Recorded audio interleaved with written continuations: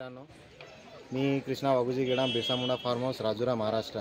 आज आपण इथं आंध्र प्रदेशमध्ये शून्य मशागत पद्धतीने कॉफीची शेती कशी केली जाते ह्या शेतीची पाहणी करण्याकरता आणि अभ्यास दौऱ्यात आलेलो आहोत। इथं आंध्र प्रदेशमध्ये इथं पहा शून्य मशागत पद्धतीने इथं कोणतंच ट्रॅक्टरने किंवा माणसाच्या साहाय्याने नागटी केली नाही आहे आणि मशागतसुद्धा केली नाही आहे। इथं हे जंगल आहे, पूर्ण अख्खं जंगल आहे, मोठे मोठे झाडं आहे। इथं ह्या झाडामध्ये कॉफीचे प्लांट लावून झाडं लावून कॉफीची शेती करून राहिले आहे।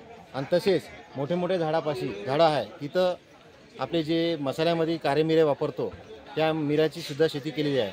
आणि इथं शून्य मशागती पद्धतीने इथलं आंध्र प्रदेशमध्ये फॉरेस्ट डिपार्टमेंट शून्य मशागत पद्धतीने शेती करत आहे आणि इथं कोणतंच फर्टिलायझरचा उपयोग केलेला नाही आहे। आणि इथंच रिसायकलिंग ज्या पद्धतीने SRT पद्धतीने आपण रिजनरेशन टेक्निकीने आपण शेती करतो त्याच पद्धतीनं ह्या निसर्गाच्या सानिध्यामध्ये वन समिती आंध्र प्रदेशची वन समिती शेती करत आहे। तरी आपण याचा अभ्यासासाठी आज आपण 14/7/2025 रोजी आलेले आहोत। धन्यवाद शेतकरी मित्रांनो।